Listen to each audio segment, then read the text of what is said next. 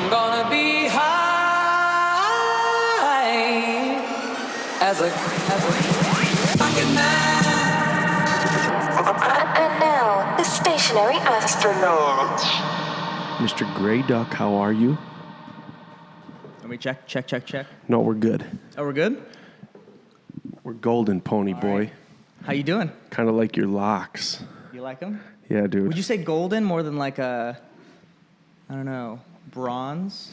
It's red as fuck. I'll take it. I'll take it, man. I'm proud. Ginger, whatever you want to call it, I'm proud. Let's get you into the mic. More up. Yeah, I've done an episode up here in this loft before, and we are going to have some echo, so I think it's cool. You want to close the windows? I opened up the windows for... Oh, no. We got that background rain effect. We're keeping the ambiance. I like it. I was just telling a story yesterday to a sound engineer about this. Me and my engineer back in the day up in the Twin Cities, we recorded an album called Gonzo. And for 8 of the tracks that we recorded in his garage, we soundproofed his garage, but not good enough because the entire summer we had a cricket stuck in the garage. Ooh. So kind of like Led Zeppelin style, where you hear conversation in the background, you hear a cricket in the background throughout the entire album. You got to have like music experts like just going all over the theories of why that cricket's in the background. Like you play that cricket backward and it talks about Satan, something like that. Like you got to get that out in the world. It's an Easter egg, dog. Yeah, exactly, right? People listening to this are going to go back and try to find that. Where's Gonzo?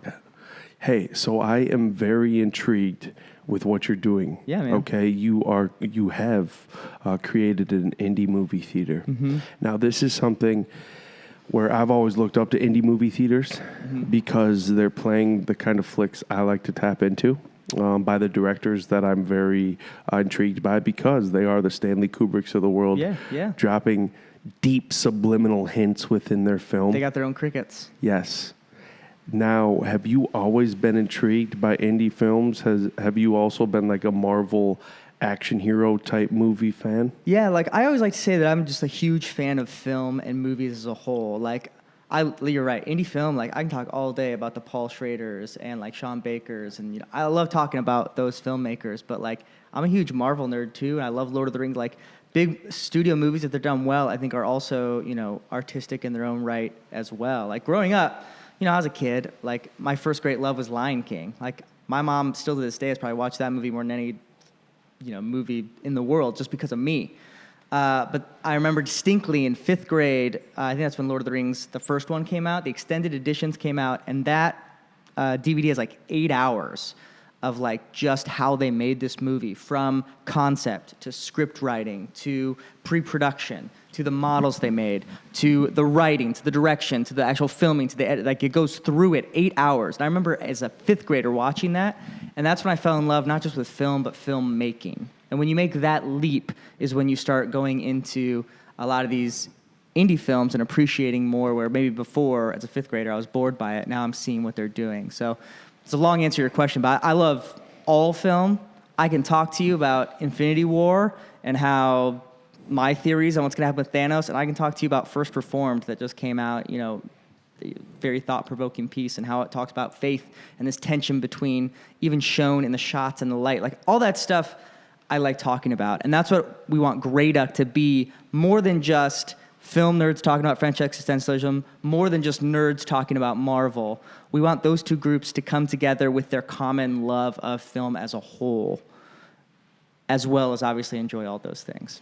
Do you feel that the way they're shooting films nowadays is curving our boredom? You made a great point. You brought it up, boredom, and seeing the behind the scenes of how they made Lord of the Rings. I see that with Game of Thrones as well, where it's like they're going uber cinematic now to curb my boredom. It actually pulls me in. I want to see a sweet, whether that's drone shot or slow roll helicopter airplane shot, coming in with the landscape behind the scenes. It's just incredible.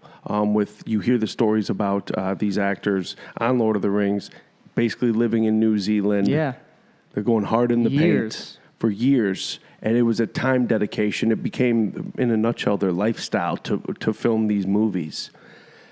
I like that. as opposed to nowadays. I compare it to, say, these 90s films where Weekend at Bernie's. Yep. I go watch Weekend at Bernie's. Okay, it's a cult classic, but at the same time, it stops there. Mm-hmm. It's not something I want to keep reliving in the 21st century. Now, with Disney films, something about how they did it. They made it, and they brought us the hero's journey in a nutshell within their film. There's always some heartbreak, but then there's the phoenix rising from the ashes. Mm-hmm. That makes it so I can relive it time and time and time again, to the point my wife and I still sing 3 Lions King songs every week on a weekly basis. Yeah. Just slow roll that mug. Yeah. I think what you're talking about is awesome because it shows like film, and the film world is so cyclical. Like there are times of, and there's always great films made, you know, there's a broad definition, but when you look at the history of movie making, there's always like this great rise with these indie filmmakers, these really innovative minds like the Kubricks of his generation, and then later on the Spielbergs and the Lucases of theirs, and then the next time we have, you know, like the Tarantinos in the early 90s are starting to make stuff, and Steven Soderbergh, and then there's a little bit of a wait, and then the late, you know, there's always this cyclical thing where these massive minds come up and make these beautiful, thought-provoking films that make top 100 films of all time, make you think, right? People write books on them.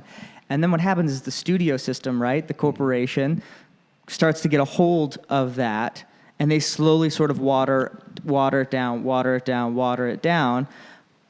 And then there's a new wave that comes in and again breaks it down. And it's cyclical. It happens all the time, right? From when those young filmmakers came in the 70s, then the 80s got a little bit more corporate, right? And we were nostalgic for it, Stranger Things, stuff like that. Still today, we make that style stuff, but it's not the same as these really edgy things that happened in the 70s. So like, that's cyclical, and I think right now it's interesting because I think film overall is sort of is coming a little more corporate. It's on that downward swing from where we were.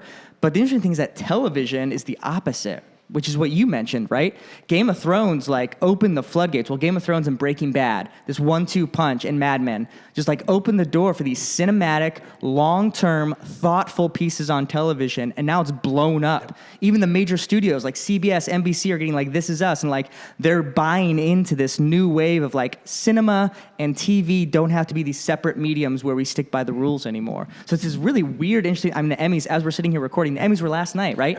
Marvelous Ms. Maisel. Amazing. Game of Thrones won Best Drama. It's amazing. That's better than like 95% of movies you're going to see. 99. I'm a huge Game of Thrones nut. Like Jim Carrey. It's crazy. Jim Carrey right now, he graduated from film in a nutshell because he saw what was happening with the studios. Just came out with his new show, and it's tapping back into what got his rocks off initially to be an actor. Yeah. When it wasn't played out, because nowadays you have to gun for that next action film. No one's going to unseat Tom Cruise in Mission Impossible. Idris Elba just cracked through the 007 door. Maybe. We'll see. Maybe. I still don't believe it, but we'll see if it happens. But even then, though, like Daniel Craig saw what it was. Why do you think there's been so much turnover with Batman? Mm-hmm. You know, like I didn't want to see Ben Affleck. I wanted to keep seeing Christian Bale. But the thing is these directors, they get their trilogy out of the way, and then it's like, okay, on to the next thing because I need to get my creative juices flowing again. Which is sometimes frustrating for fans. But like, we have to accept that sometimes we'll be disappointed that we're not going to see a fourth Christopher Nolan movie. Yep. But what do we get? We get Inception, right? Or you get Dunkirk. Like that doesn't get made if we're on, you know, Batman 5. And to be honest, those movies, in my opinion, although they're all good, they got a little worse each time. That's sort of an unpopular opinion. I think Batman Begins is slightly better than Dark Knight, and then Dark Knight Rises, I think, is kind of a lower tier. Like, I don't want to see Christopher Nolan make those anymore. Go make those other movies, you know? Get your rocks off, Christopher Nolan. And to go back to what to interrupt, but to go back to what you were saying, like the interesting thing about Drew Carey and Ben Stiller also is now directing like indie TV. Like in the 2000s, that's unheard of. Like the silver screen is where it's at. You go to the movies. If you make the movies, never go back to TV because that's you know the death nail. Even all those people, even on Friends, like the biggest stars of TV, they're not getting a lot of TV deals. Maybe Jennifer Aniston or movie deals. Jennifer Aniston a little bit, but like that was two separate mediums.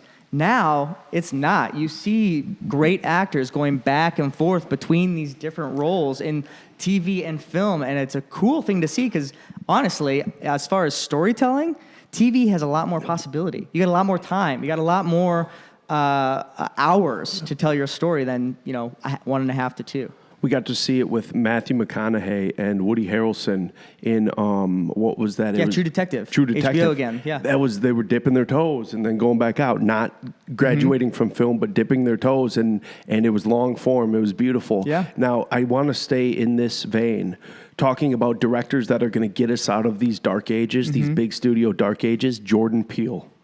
Oh yeah. I think Jordan Peele that was is incredible.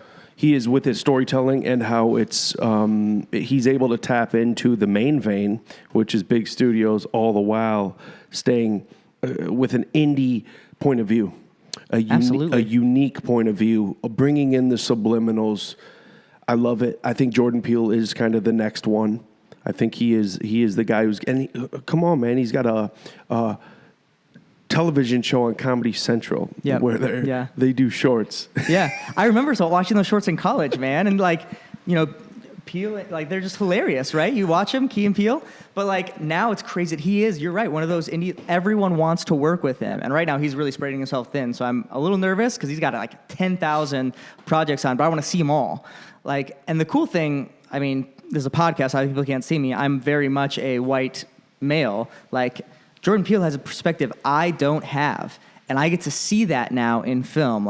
Get Out is incredibly formative to understand his perspective that I have no access to naturally. Only film, only art gets me into his mind space. Same thing with Ryan Coogler. Same kind of thing. This beautiful filmmaker who made this small indie film, Fruitvale Station. If you haven't seen it, it's incredible. It's about the last day of a man named Oscar, who was killed, a real man in Oakland in New Year's Eve, I think 2014. It's an incredible movie by Ryan Coogler. His next movie is Creed, right? The new Rocky. It's an incredible movie with Michael B. Jordan. What's his next movie? Black Panther. Massive, made $1 billion, had a $100 million budget, massive studio film, and he still took that unique perspective and made you think about colonialism, made you think about African power and how important that is, and the sins of the past and how we deal with that. It's just these massive perspectives that are just now have the stage, which is so cool. Culture shifting. He was able to give us the Avatar perspective. Do you remember what Avatar did to the planet? Yeah, Bro, event. There was Avatar depression was borderline clinical. Mm-hmm. Something was going on within mainstream's perspective, and it tapped into us as human beings and our psyche. Mm-hmm. When these outliers come from out of nowhere, they create this piece of art. And with Ryan Coogler, with Black Panther, I'm worried about what his follow-up's going to be. He's probably already working on it, guaranteed. Mm-hmm. It's just when you tap into that's Marvel, right? Yeah. Black Panther, when you tap into that Disney, Marvel. that's the biggest studio you can get to. Oh, boy, it worries me because we do have a monopoly on these studios. Damn near. Oh, absolutely. I mean, we can talk about the movie industry kind of behind the curtain, especially with me setting up this indie film, some stuff I have problems with them. But on the other hand, filmmakers who are able to hold their own and use that studio money to create amazing things, that's where we get the best films ever made, right? Scorsese, Raging Bull, Schindler's List, Spielberg. This is major studio dollars that are put into these just unbelievable pieces of art that we wouldn't have if they still had to keep doing indies. So it is. I totally agree with you that you're nervous that they're gonna sell out and they're gonna, which is, I don't really like that phrase, but they're going to have to dumb down in some cases. But there's also, if they can stick by their guns, that's where you get the masterpieces, right? And so it's a give and take. That's why I keep always going back to their creative juices. Mm-hmm. Now, once you've made it, because let's be honest, we do these things as a career. We make it. We have our $1 billion film. That's Mecca right there. Yep.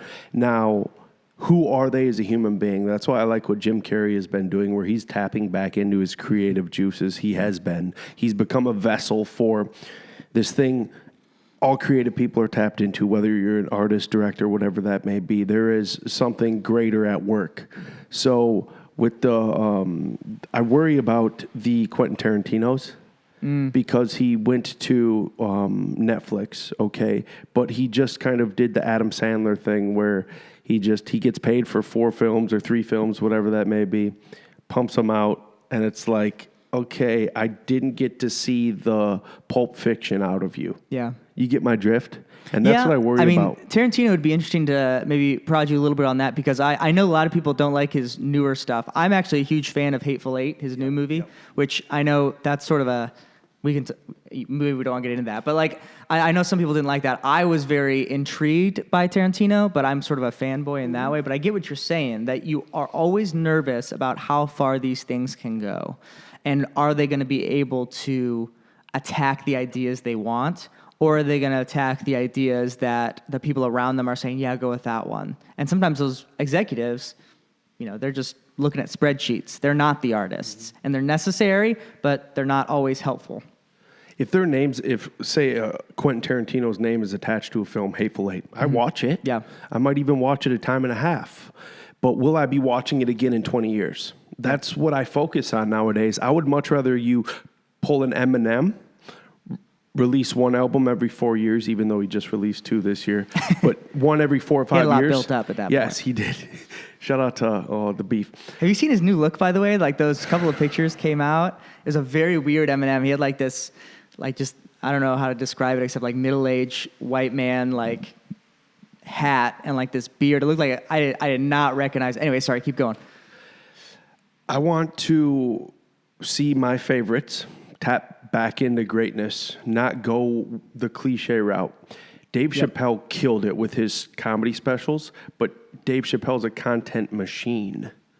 That dude, him and Neil Brennan on set for the Chappelle Show, they could just poop out greatness. We're seeing it with Saturday Night Live right now where it's like, okay, we need a revamp. Pete Davidson, you're doing it. But the thing is like, culturally, you haven't had our attention span for a long time since the good old days, the golden days that brought us the Will Ferrells, the Chris Farleys of the world, the Adam Sandlers. They've been living on elections for like 10 years, right? Like that cycle is the Saturday Night Live cycle because that's when people watch the YouTube videos and the Saturday Night Lives is when you have the Donald Trump impression or when you have the Mitt Romney going back all the way. Like that's their bread and butter now, not like the original comedy content. In my opinion. I mean, I know some people might disagree, but that's where I'm at with them. Quality over quantity, baby. Yep. And they just won last night for like great comedy on TV, which I just think that means the Emmy voters don't watch enough shorts elsewhere. But anyway.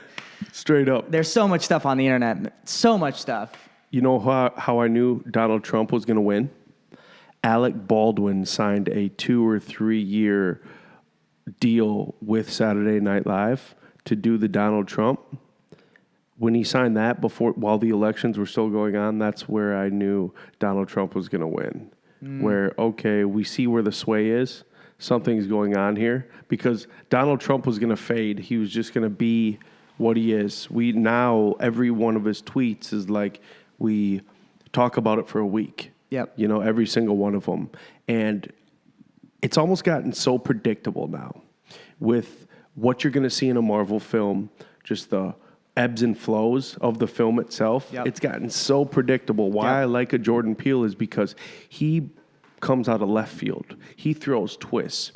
That one scene in Get Out where middle of the night, what's his name, was outside smoking a cigarette. The running scene? Yeah, the running scene. It's like, that came out of left field. Yep. You kind of knew the mom was creepy, like she was a hypnotist. You didn't know it was happening, but you were creeped out from like minute 5 of that movie. And that is just added to it. Like he's a master of that. And like, I tell people all the time who like, I recommend Get Out to, and they're like, I don't like horror movies, which I get. Like some people just don't like that, or even suspense movies. And I'm like, listen, it's not what you're thinking. Like it is not blood and gore. There's a little bit of that, but really it's about creating a feeling. And again, the most powerful thing about that film is that it's not just a feeling of being scared that you would get from like The Conjuring or some of these other like good horror movies or even The Exorcist. But he's trying to create in you a feeling that he is expressing as the Black American experience in that middle, upper white class America. That just unease and you don't know why. And then when you find out, it is in your face, right? That's what the Black Lives Matter is all about. Like, that is this feeling we live with. And then we see it in terrible details all the time. And like, Get Out was a way to thrust people into that without them knowing it. And then when you figure that out and you watch it again, it's, I don't know, it's an incredible film. I think that is, going back to something you said, like in 50 years, that is going to be on all-time lists because of what that represents in our time, where we're at. And you already see it with the money that it made and its resonance. Fantastic. Let's not rule out the fact that they're creating another Halloween film. Yeah, comes out in a couple weeks, I think. Are we just going to pretend like in Halloween H2O, Jamie Lee Curtis didn't cut off Michael's fucking head? Those guys don't die, though. They've set up this world where, like, Freddy, Jason, these guys, Michael Myers, they don't die. There's no rules in this universe anymore, which is why I hate modern horror. Sorry, keep going. Where do they get off keeping the same lead actress who cut off her brother's head with an axe 4 or 5 Halloweens ago? Where do they get off keeping? You have to completely reboot. If you're going to do it, you have to reboot it with a new twist. Yep. You can't keep the same actress who was there in that scene in H2O. Was it the same director? Do you know? I don't know. I don't follow, like, horror is definitely my weakest genre, so I'm not 100% sure. But where do they get off? Yeah. Mainstream film is fucking up right now. And it's time to get real about it. It's time to get real about how enslaved some of these actresses have been to the douchebags of the world. Oh, yeah. Where some of them have been forced to make tough decisions to sleep their way to the top because this has been their career choice since they were in film school. This is all they know. To the point they have to either cut throats or sleep their way to the top. That's a dangerous place to be. Middle-aged women are getting the shaft when it comes to landing roles. We talk about the Jennifer Anistons of the world. She was one of the lucky ones to escape syndicated sitcoms. Now, Jamie Lee Curtis is here, acting in the same film, I don't know if she's getting her creative rocks off. She's definitely collecting checks. And I think it is stupefying us as film consumers. I really think we're in a weird place.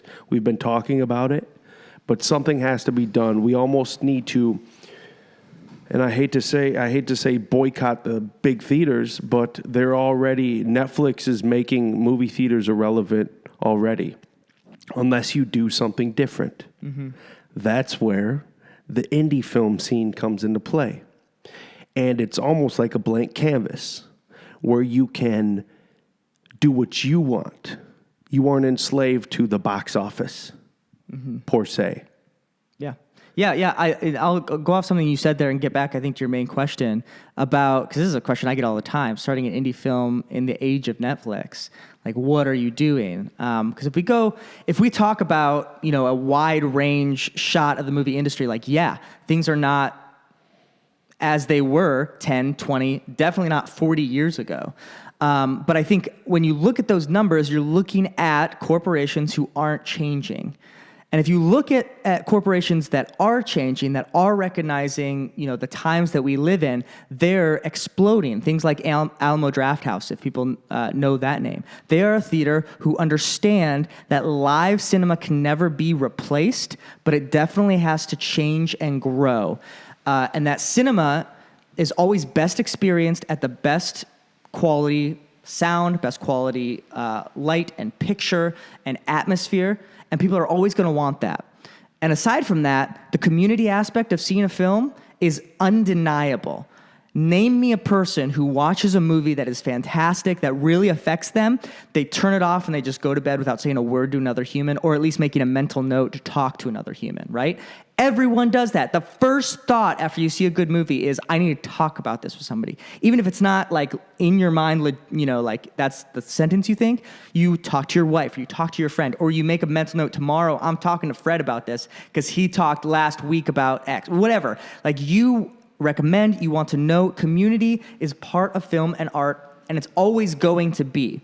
So us in the film industry, what are we going to do with that? Are we going to simply say, well, Netflix is going to figure it out? Or are we going to say, we're going to ride the pony of blockbusters as long as it's going to go, and then we'll figure it out in the end?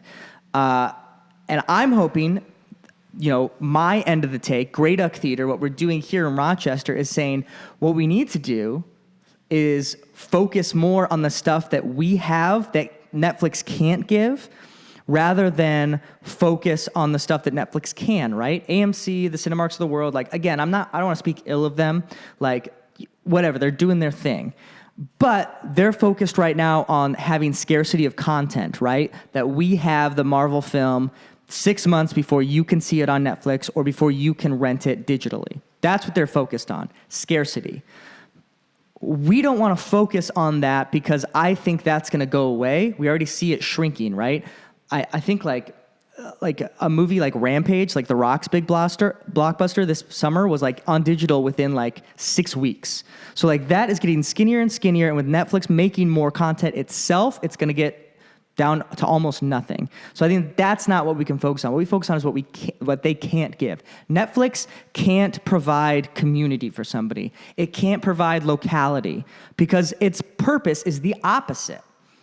And so we focus on creating that we are the cinema for the here and now, for your community where you're at. And so we're going to host more live events. We're going to host Q&As. We're going to teach you how to talk about these things. We're going to be more intimate. Our theater is going to be only 66 seats. Most AMCs you go to, you're going to get between 150 and 300. And most of those half of those are going to be empty unless you go to opening weekend, right? We're going to have packed houses of 66 people who want to see this movie, or at least trust me or trust Grey Duck to provide a movie that they haven't heard of that is quality. Then we're going to talk about it. And we're going to get a lobby where you can stay afterwards, where you can have a beer or a fantastic high-quality cup of coffee or a latte and talk about that stuff.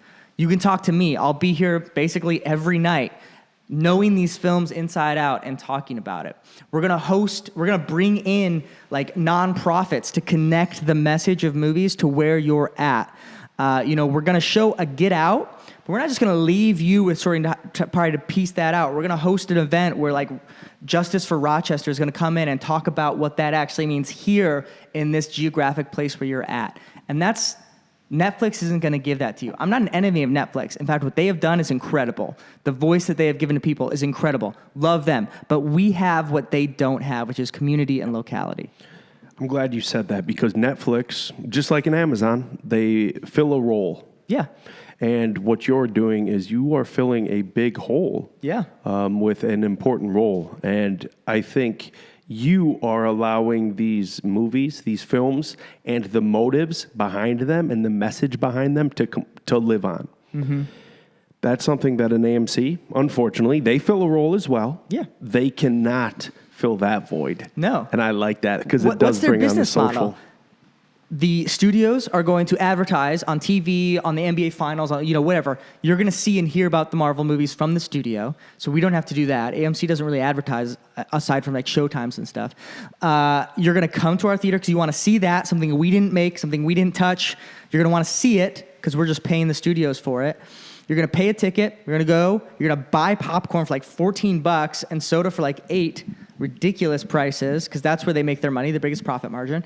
Then you're going to sit, watch the movie, then you're going to leave. That's what they need, because we need that we need that theater again in 30 minutes or whatever. We got to get you out, we got to clean it, we got to get more people in. And all of that is based on someone else's scarcity that they have control over. And I just don't think that business model is going to stand very much longer. Netflix isn't going to let it. They're going to buy their own theaters. They're going to control everything.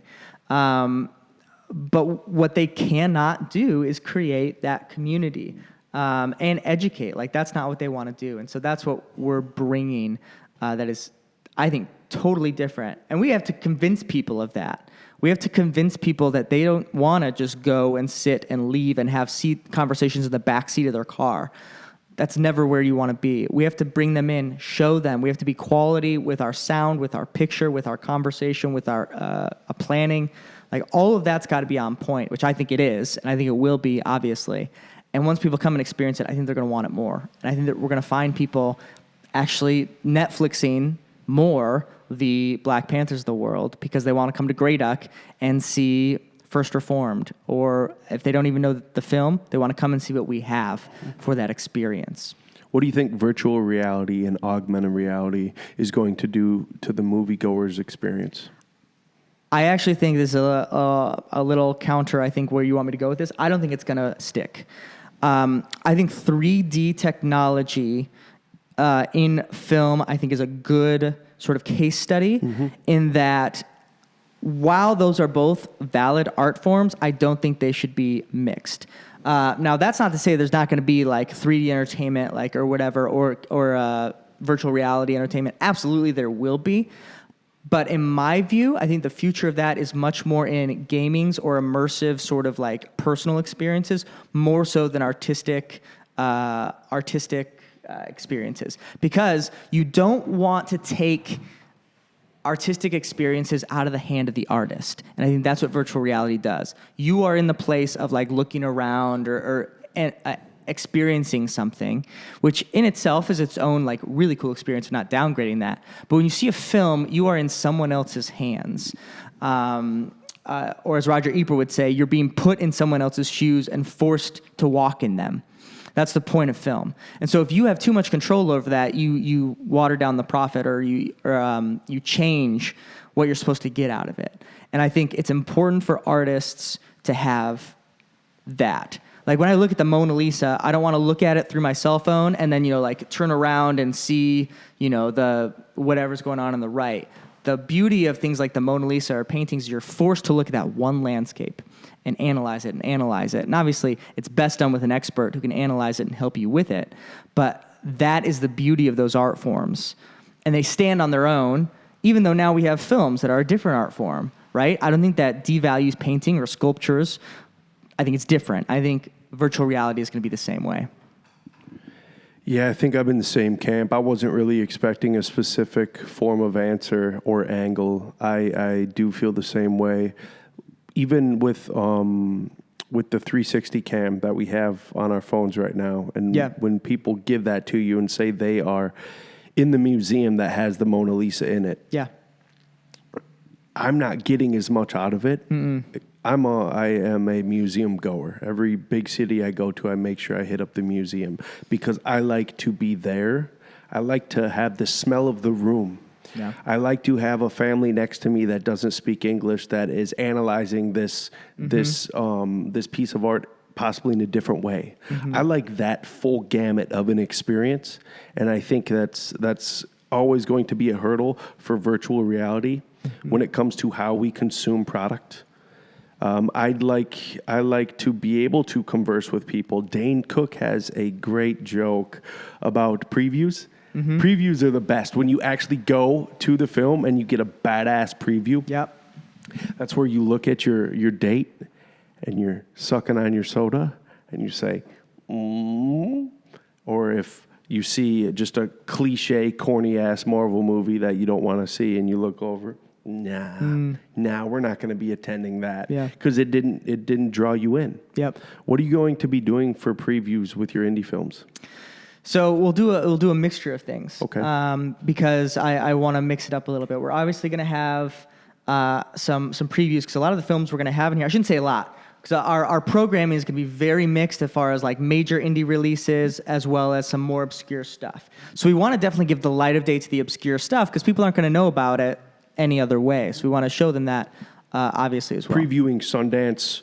Or even so. An example is one of the first films we're probably going to show here, and I'm still in conversation with the makers of this film. Is a film called, I think it's Luyupita.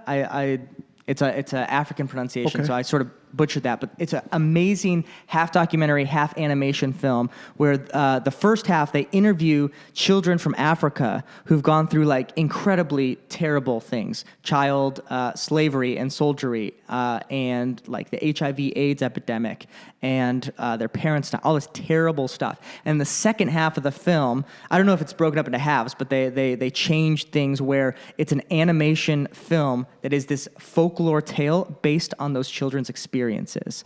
And so like the HIV, virus becomes this powerful tiger that is eating everyone in the village, including this person's parents, and this person has to try to it's a beautiful film and massively important, but no one out there knows about it, right? You hadn't heard of this film before I just mentioned it, right? But like as soon as I talk about that, I see your face, you want to see it. You're like, I need to see that movie now. And so that's where the preview space is important to us. Less so from just like, we're not going to take money for that. I'm not going to charge anybody to show our previews. But I want people to see what we're going to show and like want to be there. So that'll be a part of it. We're also going to hope to have packages of filmmakers talking about the film you're about to see or a film like it to sort of set things up for people when they're there. Not too much because we don't want to sort of prime the pump. We want people to experience the movie as it's supposed to experience, but like a quick 2-minute, interview with the director of this film before you see it, I think is a really valuable tool to do what I said earlier and educate people on how to discuss and experience film as they are getting ready to experience that very film. One thing that movie theaters have that no television show will ever have when it comes to movie versus TV show is the previews. Something about that extra 2 minutes in a preview compared to a 30-second to a minute snippet you get with a TV commercial that a big studio is about to push. There's something about the in-the-house preview that you get when it's 3.5 minutes or whatever that may be. That's the selling point. That's the commercial right there. And that's its own art form, man. Yes. Trailers are its own art form. I still remember some of the best trailers of my life. I still remember, to this day, I can almost remember, like, scene for scene, the first trailer for Star Wars The Force Awakens, which is obviously a big motion, it's Disney, whatever. It's not an indie film at all. But like the first trailer was so perfect in that it showed you that this was going to be like those original three, the original Star Wars made back in the 70s and 80s. They're showing you that clearly, but they also give you enough to show it's different. And that's what that film was all about, bringing new people and the old crowd together into this new generation. And I think that trailer in itself already laid the foundation for the actual film to do it. And that's why you're right. Trailers are so important. It's not just a regular form of advertising. It's artistic in its own right. One that sticks in my mind is the trailer for Titanic. Ooh, going way back. When okay. When the boat goes up, the ship goes up, and the guy falls from the top, and he's just flopping, and then he hits one of the propellers, and then he just starts flipping. I'll never forget that trailer. And I was like, damn, I need to see that. Yeah. And if you go back on YouTube and watch those, like all the feelings you feel in Titanic, that like 3.5 hour masterpiece, whatever it is, like you go back in that trailer and you feel all that in a little bit, right? You get the epic shot of the boat, that big score, and you're like, this is epic. And then you see the tragedy, what you're mentioning of these people all like that were on this epic adventure, it ending in tragedy. And you get it all in one trailer. Celine Dion did. You want to sing some of that? No. Near. Oh, he's doing it. Far. Oh, he's going to hit that. Wherever you are. No, Celine Dion, what she did for that film is what R. Kelly did for Space Jam. Okay. Yeah. I believe I can fly. Oh. You know what I'm saying? Yeah. Something about a soundtrack. And what I like now is Kendrick Lamar just took over the Black Panther soundtrack. Eminem, 8 Mile. Oh, these are tying in art forms. And it is now, it's taking it to a new level when a single artist who's on top of the game is getting full production on a soundtrack. That's a lot of confidence, but it's also tapping into the clout meter. It's also tapping into the influencer market. Yeah. And Kendrick Lamar can sell a Black Panther film because he lives it in the streets of Compton, as well as he's on top of his game. He's the Michael Jordan of what he does right now. And they knew they do that with confidence because they know that a film like Black Panther is just going to slay the market. It's just going to tear the house down. I love that because I'm a thinker and at times I'm an overthinker, but I like to do things tenfold. I don't like to just do something half-assed. If we're going to do it, we're going to do it unique and we're going to do it different. And I think that's why I'm so intrigued with the Grey Duck Theater, because this has been done in the city before, Andy. But But when you add in the cultural mix and the 21st century where we sit nowadays, I think the last indie theater we had in the city was pre-Netflix. So with what you're about to do is, in a nutshell, reshaping the game and hitting the ground running is the most important thing. I've been seeing what you're doing with your media push, which is the most important thing. Shout out taking selfies. I love it. Mid-show. Gotta love it. Now, you come from larger market. Yeah. I grew up in Los Angeles, greater Los Angeles area. I have written in my cell phone a question, and I'm glad I didn't know this about you. What is the biggest movie premiere you've ever been to? Oh, man. Premiere. Biggest movie premiere I've ever been to. That's not really... So when we're talking premiere, if we're talking about like the actual like red carpet, the stars are there, I haven't been to one. So I'll back away from that. Andy, get your shit together. I'm sorry. I've never been to one. But as far as like events, as far as like in my life that I can remember, and this might be because I just talked about it, but where my mind first went is when that new Star Wars did come out. Like we went to at that time I was living actually in San Diego. Did you dress up? I didn't dress up. No, I did not. Well, I think I had like a T-shirt, like a Star Wars T-shirt. I think that doesn't count. I didn't even bring a Darth Maul lightsaber. I didn't. I just had one of those lame Target T-shirts that had Star Wars on it. I mean, they're not lame. I love them, but like nothing compared to people who actually. But I remember the buzz in that building. It was, it was a big theater, and every single theater was at the same time showing that film, and it was packed. I mean, shoulder to shoulder. I've never seen a Cineplex like that, and that was talking about community. That was another time where everyone's guard is down. Right? Generally in life, especially in big markets, everyone's guard is right up, right? Everyone's guard, you don't look at people in Chicago, you're just on your way, you're going, or Los Angeles. But the thing about film, and there's a few things that do this in life, it is the great equalizer. When you have that love of film together with each other, it takes down the walls. And that night was like that. I talked to 10, 20 strangers, just like randomly about what we were expecting or what was going to happen, and then like some other chit chat, just because everyone was excited and had a shared love that we understood. If people are coming here on a midnight on a Thursday, like they're here for a reason. And that alone builds community. Like that's massive. And that's part of, getting back to Grey Duck, we're trying to build that here consistently in a smaller market, not a major market. As a community, film brings out vulnerability. Yeah. It's a great place to be when you are at opening night for a big film and everyone is there chumming it up with 20 strangers. When you come together like that, it's being lost in our civilization. We're becoming more uncivilized. We don't talk to our neighbors as much. That is the power of film. Yep. And more segmented because of the internet. You find your people, and they could be in Austin, they could be in Georgetown, they could be in, name your place, LA, San Francisco, New York, and like you talk to them on Reddit, or you talk to them on Facebook, or you watch a certain YouTube video together, and that's it in your home. And so we're missing those things that do bring us all the way together. And there are some still, and I think, honestly, here in Grey Duck Theater, we're going to have three of the major ones. We're going to have beer, we're going to have coffee, and we're going to have movies and film. I think those are three across-the-board community-building things all under one roof, and I think that's why we are going to be successful. What's the one movie that shaped who you are? I mean, if I have to be...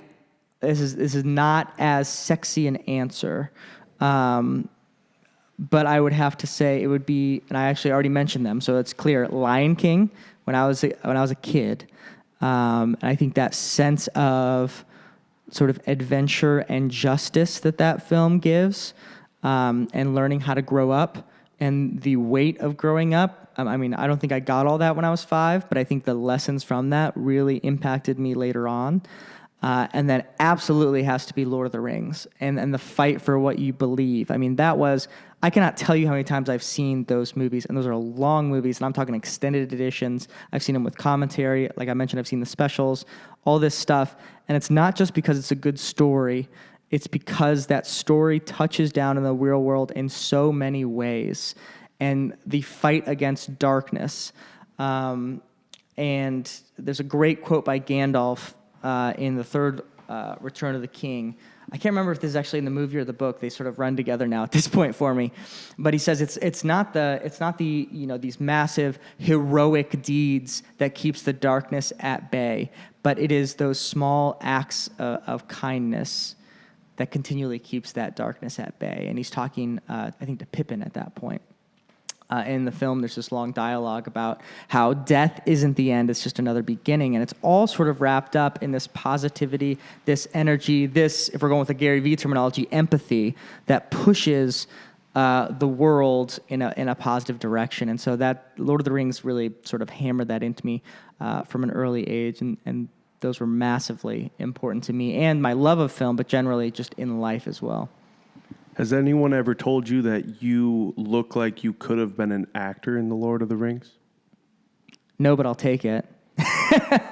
No, why? You think so? Bro, we got to audit your friends. They should have told you that off the jump. I'll take it. I'd love to be in it. Peter Jackson, if you're out there listening to this, I'm sure Peter Jackson listens to Stationary Astronauts. You're damn right, Pete. I'm ready and willing. I have little to no acting experience, but I'm in. That's my boy, Pete. Okay, I want to kind of go, Chris Farley or Adam Sandler? Hold on.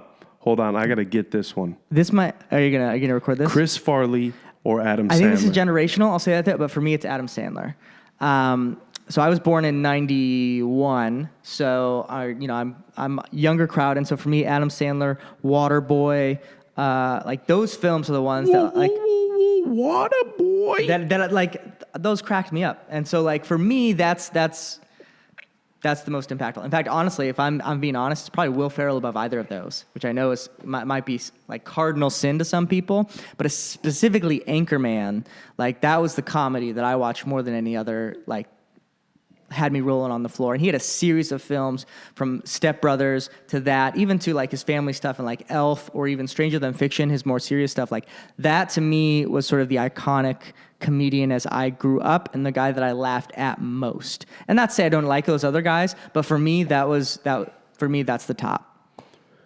Step Brothers. No one's gonna like that video. Step Brothers will go down as one of the top 3 comedy movies of all time. Okay, the other two. Do you have top 2? Oh boy. Right, well then I gotta put you on the spot. If you say top 3, I'm gonna ask. That's where we get into Tommy Boy. Okay. Because of the one-liners you get from it. Yeah. From it. Richard, were you watching Spanktravision? Mm-hmm. Fat guy in a little coat. Yep. Oh boy. And then I would almost, and then we can throw in either Happy Gilmore. Okay. And this is me personally. Yeah. I mean, comedy, even more so than other things, like is so hard to be objective about. But then again, I would skip over Happy Gilmore, and because Chris Farley is in Billy Madison. Oh, interesting. Yeah, Chris Farley is the bus driver in Billy Madison. Yeah. You're only cool if you pee your pants, man. That's probably the route I would go. I would skip over. That and go to Billy Madison. So I would go. Billy Madison, Tommy Boy, and then number 1 for me is Step Brothers. Absolutely. That's interesting. Because those two that again so personal, like Billy Madison and Step Brothers for me, like the comedians in those, Adam Sandler obviously and Will Ferrell, like for me those are sort of like good movies but not their best. Like for me, I would switch out Anchorman, as I said, like for me is the top, and like Waterboy. But that's the great thing about comedy is that like it hits you in different ways. Like those different films hit you. Comedy films are all based on one-liners. In a nutshell, that's how the movie lives on. So we keep talking about it because they're just these. The clown has no penis. When he's dreaming. Yeah. In Step Brothers, little one-liners like that. Yep. Where they make the bunk bed. Okay, we have so much more room for activities. Yeah. Little one-liners like that. Yeah. What really messed me up is I thought The Hangover was going to be one of the ones that lives on, but because of how they portrayed it, where we didn't get to see the night live out, because how The Hangover would have lived on forever in my eyes, personally, is if we would have not seen the day after, but we got to see the night play out, where the one-liners come into fruition. We get to, because they all drank some elixir, we would have gotten to see like that Ted-style trippy scene, where we got to see the night play out, and then the one-liners come into play, and then it lives on forever. I love Brian Callen, but I'm not going to be dropping Brian Callen one-liners because he works at the pawn shop when they're doing when they're following up the following day. I'm sorry, but it's not just. I went to Hangover thinking that I was going to get just a plethora of one-liners like a Step Brothers film, but I didn't get that. Yeah. That to me is why Anchorman, like I could quote Anchorman like, Baxter, you ate the entire wheel of cheese. A glass case of emotion. Did you just punt my dog? Just like, oh man, I could be here for so long. Like, milk was a bad choice. Like, I say that, I think half the time I don't even like recognize that it's an Anchorman quote when I'm saying stuff. So good. The legends in Anchorman who make up the anchors. Mm-hmm. Steve Carell. Paul Rudd. Like, yeah, 80% of the times it works every time. It's so good. So good. Okay, so hit me with another one. In Pulp Fiction, would you save Ving Rhames or let him get it? Save him. And I think that's the point of the scene is this terrifying figure. There are some things that are so evil that they need to be stopped no matter what. And that's, I think, what Bruce Willis there represents. And it's a powerful point in a really grotesque way. Like, I still hate watching that scene, with the gimp and everything that happens there. But I think that's the point of the scene, this like grotesqueness. And Tarantino, I think, does this well. He uses violence and this like awful, gross, disgusting things that like take you out and make you shiver to prove a point about that. And interestingly, actually, I think in my opinion, his best film, Inglourious Bastards, actually pulls back from that because we already know the cultural disgustingness of the Nazis. And since he doesn't have to do as much work to make us understand that, I think that's what makes that film so good because he can focus more on his main character. His main character's Brad Pitt and the other Jews who are going against these terrible people. So I kind of got off on a tangent there, but that's why I think that scene in Pulp Fiction is so powerful. I bring that part up because it is the point in the movie. It's a long movie, Pulp Fiction. It just carries on. It's like there's so many subplots going on in the movie where if that scene doesn't happen, the movie is not what it is. That's when I start getting bored as a movie consumer. That hour and a half mark where it's like, okay, let's wrap this thing up. But when Ving Rhames is there with a ball gag in his mouth, Bruce Willis kicks down the door. He either shoots the cop or he either takes care of the cop and saves Ving Rhames or just backs out because of him and Ving Rhames' relationship prior to that point in the movie. Mm-hmm. It was a powerful part. I'm glad you said it the way you did. Thank you. Yeah. How do you feel about Jim Carrey and who he's becoming and tie that in with method acting? Yeah, I mean, like, the super fantastic documentary that everyone's lauding when he takes over as Andy Kaufman in, I'm blanking on the name of the film, but it's a documentary. My friend Andy, I believe. Yeah. So it's a documentary that came out on Netflix. I haven't seen that, so I want to be very clear up front. I haven't seen that yet because I think that's going to be very important to how I would answer this question. My thoughts on Jim Carrey are I loved his comedy, some of his early stuff. Makes me laugh hysterically. Some of his more serious stuff, like The Truman Show, I think is very important. And he was sort of, that quintessential great comedian that also was able to act. Him and Robin Williams, sort of in their time, really embodied that. And I love that. Just to me and sort of how I have been experiencing film the past few years, he's sort of gone out of my sort of peripheral and what I've been watching until that documentary came out, which I haven't seen yet. So unfortunately, I don't have a great answer other than the fact that I have great positive thoughts about him. And it seems to me that he has personally gone through so much that is now all of a sudden flooding back into his artistic juices. And it's exciting to see where that's going to go. I get very excited. We were very lucky to grow up when we did. Okay, I'm born in 88, 91. Mm-hmm. We still were born in the 90s. We got to experience life before the internet took over the stranglehold. We are getting to see these cult icons still live on today. They all haven't died off. Mm-hmm. So will we cry when Jim Carrey dies? I absolutely will. Was I fucked up when Robin Williams died? I absolutely was. Will I cry when Eminem dies? I absolutely will. Elton John won't strike the kind of chord that Prince did. Prince that day messed me up. But I'll still feel in the same realm when Elton John dies. We are very lucky because unfortunately, Paul McCartney. But if you go with the conspiracies, that mother trucker already died a long time ago. No, I'm just kidding. But I feel bad for the kids growing up nowadays because they are so infiltrated. Their mental state and their attention span is so watered down with so much content. Yeah. I feel like they will mourn a YouTube star as opposed to one that was your only form of entertainment on a Friday night, meeting your friends at the only movie theater in the town to consume.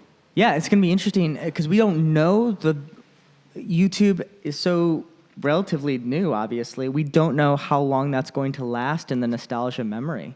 Like, are people like Ninja, who plays Fortnite, and right now millions of people watch him and know who he is and wears T-shirts or whatever, like, are they going to be nostalgia for that in 10 years, or is that going to break down? And I'm not judging that. Like, I think it's an open question. Who knows what's going to be that? But I do think there's so much more content out there for young people that there is much less. We already talked about this, but like the unifying like figures and people than we had, right? Like even down to, we could probably talk about, I don't know much about your growing up at all, but like if I brought up like Nick at Night or like stuff that was on Nickelodeon or like Rugrats or whatever, like we would have common ground there. And I don't know how many more of those type of sort of cultural things we have. I'm lucky that Lucille Ball was already dead by the time I got addicted to Nick at Night. Because I would have bawled my eyes out. My mom would have had to make me chicken noodle soup. Get my drift. I Dream of Jeannie also grabbed onto my heartstrings. I loved her so much. Nick at Night is a crazy idea. Like the idea that this main station that deals with kids purposely all day and makes great content made the choice to show most of those slower going single run sitcoms in the evening, and that it resonated with our generation is so cool, right? It'd be like if, getting back to something like Infinity War, after Infinity War, we showed like 12 Angry Men, like in black and white, like afterwards, and people loved it. And like that's partly what I'm doing here. Like there's these crazy things it shouldn't have worked, but like it works. We could talk about anyone between 25 and 35, probably, maybe even larger than that. We say Nick at Night, and we can talk about that, right? I even remember, Nick at Night, like, I would also watch, like, right before then, or maybe just after then, I'm kind of hazy on the details, they would show, like, 80s game shows, like Legends of the Hidden Temple, and, like, Guts and Global Guts, and that hit me, too. It's just a weird... Nickelodeon is just, like, so was such a genius in the 90s of how they, like... I don't know if they programmed us, through their programming or just were incredibly smart, but it worked. Oh, they've programmed us genetically because nowadays kids are making millions selling slime on Amazon, and they don't realize where the OG of slime came from. Yeah, the Summer of Slime, like how often we watched that, and like, I don't know, we were pumped. I grew up in LA, so Orlando was about as far as we could get in the US. I wanted to go to those things so bad. I just was never able to, obviously, for obvious reasons. But, like, yeah, that's cultural sway that is harder to come by nowadays and hold on to like Nickelodeon did for 10 years, probably more than that. That's a great point where we would, on a daily basis, we would go from Rugrats to Hey Arnold to Cat Dog, and then Nick at Night later on at night. And it was either Jay Leno or Nick at Night. Jay Leno, Nick at Night. What time would Nick at Night start? At 9 o'clock our time? Man, I can't remember. Maybe 8. I was on the West Coast though, so everything Yeah. started pretty early for us. So Yeah. it could have been. I suppose. Man, what was it like always getting sun? It was great, man. I mean, I love Minnesota. It has some really cool stuff. But like for me, Southern California, like will always be sort of where I'm from, where I'm at, and sort of the like paradise on earth for me. It's just I love it. My wife always talks about the seasons and how she loves seasons. For me, I can do without them. I love fall. Outside of that, I can do without them. I'm fine being somewhere between 80 and 100 degrees all year, or probably 70 to 100 all year, with the ocean, with the sunshine. The latest it ever gets, or the earliest it ever gets dark, I think is like 4:30. Like compared to like, I don't know, here it feels like 3 o'clock in the afternoon. But like Los Angeles, to me, I will always love it so much. I'm going actually this weekend, and I'm so excited just to be there again and to soak it in. All that said, I should say, like, I love where I'm at now, and I wouldn't change that, but it definitely holds a special place. Freshwater compared to saltwater, big boy. Let's Overrated. Keep going. I want to get into your 5 greatest inventions. Now, this is something I never prep my guests for. All right. Because I like to get it right off the top of your dome. Now, these are inventions or people who are inventors that have shaped your world. Okay? We're going to start at number 5, and we'll go down to 1. These are ranked. I have to rank them. Okay. If you want. All right. The first thing I thought of for me, and this is pretty obvious for a filmmaker, is that photography, being able to capture a moment of light on a canvas that isn't, created by paint or other like materials around us, I think is massive. Because that's the root of not only film, obviously, and, photography as a whole, but our iPhones, the internet, all of these things is built on capturing moments of light. And so photography would definitely be up there. I think because of the importance of quick communications, we're at number 4 now. I'll go with Graham Bell and the telephone, being able to open up immediate communication, which again led to things like the internet and expanded. Well, I guess it shrunk the world all at the same time. After that, I mean, I think top 3. Trying to think of how like smart and clever and academic I want to be with this, because the other thing that came like to mind is I'm just reading, I might as well, like an incredible book called 1491, which tries to get a scope of the Americas before Europeans came. Yeah. It's an incredible book. Really highly recommend about how advanced their civilization was and really bringing down some of the sort of European old world myths that we've bought into without being aggressive or angry or negative. It's just sort of bringing us facts. Anyway, but they talk a lot about the importance of the invention of agriculture, which is something I never thought about, but the invention of the idea that you can live in a place and cultivate the ground to allow you to live there and not be nomadic and not have to gather and not have to kill and hunt, and that's it. Which can't be overstated because that allows human communities and civilizations to exist. And we don't think about it, even though I can drive 10 minutes on 52 and I'm going to hit miles and miles and miles of that. We just don't think about how important that is. And agriculture, well played, sir. Thank you very much. But they talk about that. Like, there's 2 main places in the world where there was, I forget the exact name of the revolution that they call it, that happened around the same time in our history, 10,000 BC.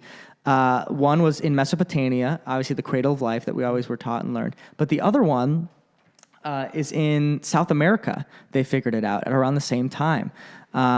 And it's so interesting. That book, 1491, I don't remember the name of the author. I'm reading it right now. It's so cool. But so I'll move on from sort of that tirade. We'll go with number 2, I think printing press, Gutenberg, in the same sort of way that how important communication is, that opened up so many things. And I think you see the changing of world events after the press is invented around 1500. You see it in religion, in the Protestant Reformation, which completely changed Europe and changed the world. Martin Luther King. Yeah, well, Martin Luther, my bad. But where Martin Luther King gets his name. But yeah, massively important in that arena, and that spilled over into politics. That spilled over into colonialism was getting started, so that changed how that worked, both for good and probably mostly for evil.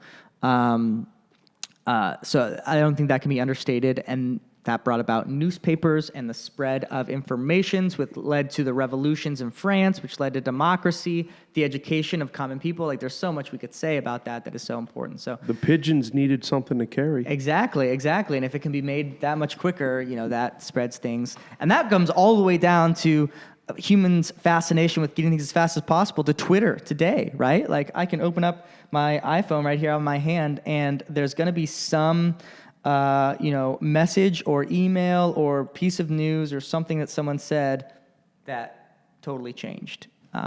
Dude, you're always dropping hot takes on Because Twitter. of that. Yeah, we're trying. What's your number one? Oh, man. Okay, so I talked so much about the printing press because I was trying to buy myself time. Number one, most important invention in human history. Can I ask, what are some others that people have said that maybe I haven't touched on? I'll try not, or do you not want me to steal answers? No, Do you want to be one of totally mine wrong? is Dr. Dre. Oh, wow. He Okay. brought us so much. Okay. So much. Another guest, Dr. Ronaldo Blocker, said the pocket square. A lot of people have said the internet. I don't think enough people have said Amazon. Now, Amazon has brought a lot of darkness, but in the age of how fast information is moving and how it's my money and I want it now, and how quickly we want things, how our patience is spread so thin, I want my stuff in 2 days. No matter what. If I order it, I want it in 2 days. Because box stores do not provide everything like Amazon does. I would, now if I were to redo my top 5, I would throw Amazon somewhere in there. Okay. Just because as a salesperson, it also allows us to tie in our store to it. And you almost look kind of like a blue check on social media platforms. You gun for Amazon Prime. If you get Amazon Prime, you've kind of like made it in the game of selling stuff. Because now as a consumer, if it doesn't have Prime, I don't order it. Yeah, right? I'm not waiting 3 days. Exactly. We just had that something happen last week. We needed, something minor. It was like we needed a tablecloth because we were going to a festival and we needed one extra one that we didn't have. And there was the one option, which was probably the better option long term, but it didn't have overnight shipping. There's the other one that was a little cheaper, probably didn't look as nice, but it came in 2 days and we needed it for Saturday and it was Thursday. So what do? We got that thing. So, but going off of more of what you're saying, to go back to my number one, because that sparked in my mind, I know I've been going ancient, and I'm a real fan of history, and that's probably why. So modernly, and I think taking together all the things so that I have said so far, I think with the exception of maybe agriculture, I'm going to say Facebook. I'm going to go number one with that, because that gave us that instant news idea. It changed so many industries, not just the sort of communal industry, if that's an industry. Now it is, obviously. But communication, boom, instantly changed. Globalization instantly changed. The way that we consume media instantly changed. The way we advertise instantly changed. The way that we communicate even with those that we love most. Red band trailers right on our timeline changed. Yeah, right? Like advertising, you don't have to get things approved always by the MPAA or whatever, because you now have a direct line to consumers, business-wise, or personally, you have a direct line to really anyone. Like in the olden days, whatever that means, like I would have no idea what most of my people from high school are doing, right? I live in a different state. I went to college in Illinois. I don't know what my friends in California are doing, or even my acquaintances. Now I know. Like, I know the guy who I did a science project with in not junior high, but like my junior year of high school. Like, we weren't even friends in high school, but I had to friend him on Facebook so we could message about this project. And I still have access to those messages. And like just the other day, I saw a pop-up of like, he's working as a cop now in San Bernardino County in Southern California, which is like super cool. I would never have known that at all. And I don't even like really necessarily want to know that, but that's how Facebook has changed, just like a small window into that. So I think I'll go number one with that. I might rearrange my standings if I was going to do it over again.